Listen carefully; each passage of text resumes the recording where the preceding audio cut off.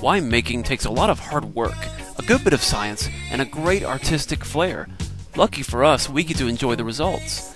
As winemaking and wine consumption continues to grow, especially in the United States, opportunities to taste and buy wine abound. Most of us never really understand the subculture and storied history of winemaking, but you don't have to be a cork sniffer or a sommelier to get the most out of your experiences. It's all about good wine, good friends, and having a good time. This is From Vines to Wines, Wine Tasting Made Easy.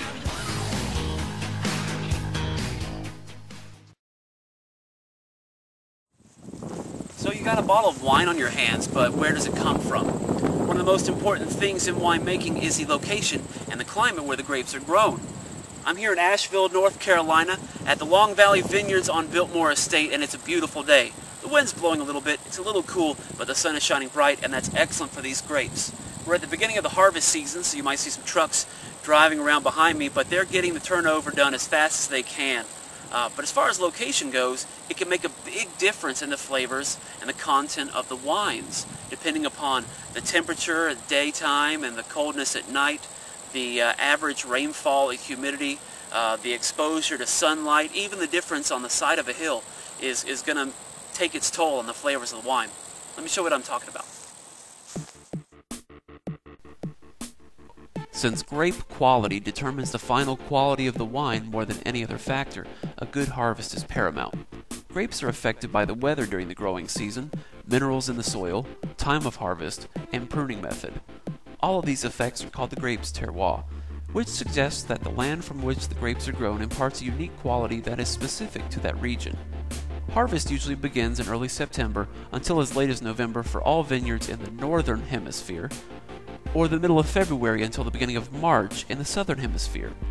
The decision when to harvest the grapes is usually made by the winemaker, depending on sugar levels, the pH of the grapes, overall ripeness, flavor, and color, but impending weather itself might cause the winemaker to have a delayed or expedited harvest. At this vineyard, they're able to grow a couple of different varieties, mostly Cabernet Sauvignon, Cabernet Franc, Merlot, Viognier, Riesling, and Chardonnay, as well as some other experimental vines. It just has to do with the climate here in North Carolina, especially here in Asheville. I believe they have the lowest rainfall than any other city in the state.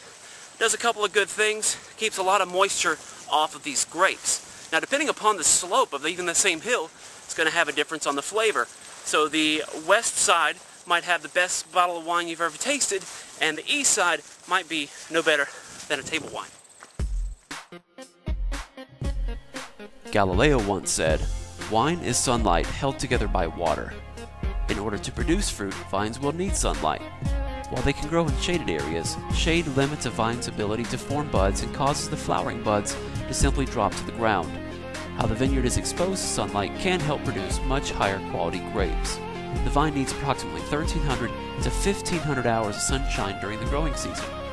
South-facing slopes in the northern hemisphere and north-facing slopes in the southern hemisphere are exposed to more direct sunlight than opposite slopes and are therefore warmer for longer. Some vines can be decades and decades old. Others are still too immature to even make good wines. They usually take a couple years to come online, but once they're ready, each vine will usually produce about 3 to 4 bottles of wine apiece. Different grape varieties ripen at different times of the year, so advanced planning and strategy within your growing season can ensure a good harvest. Heat, cold, and rain at the wrong times might reduce the quality of your crop. For instance, growing grape varieties that mature during the hot summer months will be just as catastrophic as having a variety that doesn't mature until after a winter freeze. So you've got a good climate and good soil content, but something else, a lot of vineyards you'll notice are located right beside a body of water. This is good for a couple of things. One, provides irrigation for the plants, and two, also keeps a nice microclimate stable for the grapes, because some of them are quite finicky and need stability. Unlike most fruits, grapes don't need nearly as much hydration as other plants do. Then again, like fruit trees, grapes do require a stable climate in order to provide a dependable growing environment. There is a moderating effect that large bodies of water can have on the weather. Temperatures shift less dramatically both day and night, and humidity is also regulated.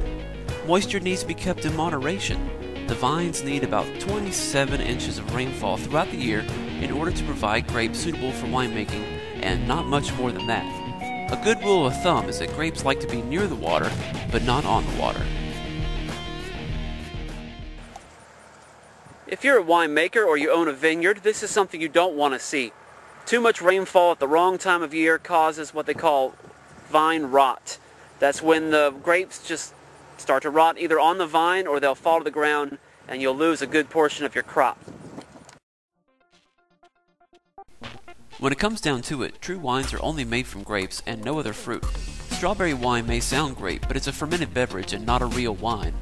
The most common species of wine grape is Vitis vinifera, which includes nearly all varieties of European origin. There are over 10,000 documented varieties within species Vitis vinifera, but the wine-consuming public tends to only focus on a handful of these. Some of the more common red grape varieties are Cabernet Sauvignon, Cabernet Franc, Grenache, Gamay, Merlot, Malbec, Pinot Noir, Pinot Meunier, Pinotage, Petit Verdot, Sangiovese, Syrah, and Tempranillo. A few common whites are Chardonnay, Chenin Blanc, Gewürztraminer, Marsanne, Muscat, Pinot Grigio, Riesling, Roussanne, Sauvignon Blanc, and Viognier. In this episode, we talked about how climate and location affect the wines, some of the different varietals that are out there, and some common misconceptions a lot of people have about the wines. In our next episode, we'll talk about how to drink the wines, those 5 S's, and some more basic terminology that you might need to know. See you next time.